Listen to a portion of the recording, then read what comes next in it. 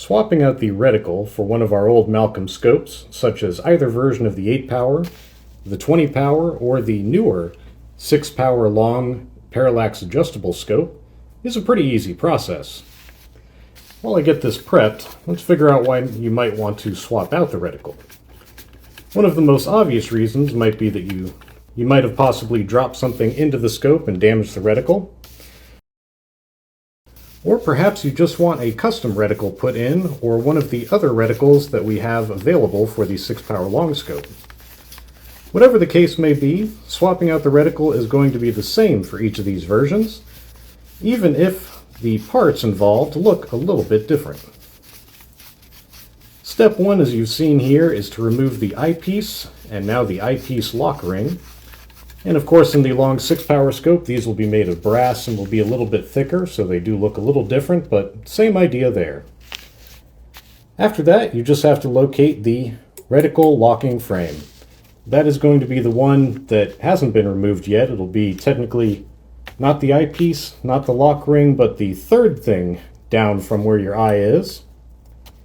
You will have 2 screws, one on either side, 180 degrees apart from each other. Here the screw is a Phillips head. In some of them we have a Torx head. Either case, grab your driver, put it in there, and undo those screws.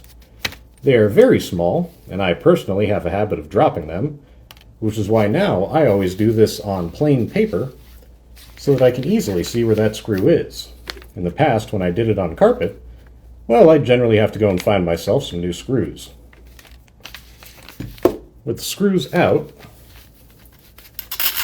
I like to remove the locking frame just so it doesn't slide off, and then simply tilt the scope. Now, here's the trick. Don't turn the scope all the way over like you're trying to dump out a jug of water.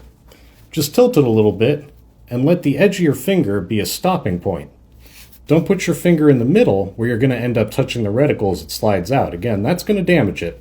If it's already broken, I guess it doesn't matter, but if you're looking to keep that reticle, you don't want to damage it at this point. Tilt a little bit, you may need to tap slightly, and it should slide right out resting on the edge of your finger. Pop it out, and there you go. To put a reticle in is these exact same steps in the opposite direction with one important thing to note. There's a slot on the side of the scope body here and another one 180 degrees apart. That is where this screw hole is going to have to line up. So when you're putting the reticle in, don't put it with the screw completely out of position.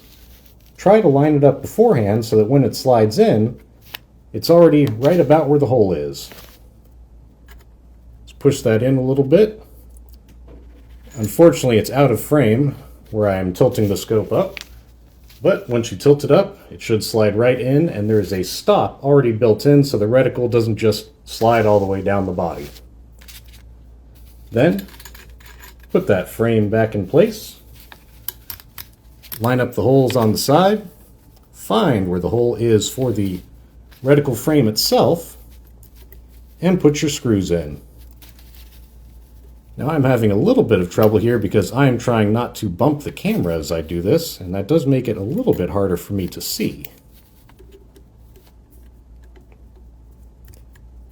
Now to make sure that this is at the appropriate tightness, start by putting in one screw and tightening up just snug, not all the way, but just enough to hold it. You should still be able to move it, but that screw is going to be holding the reticle frame inside and this locking frame on the outside together. Now you can look at the other side, locate the hole, put this screw in, and tighten it up until it's all locked in place.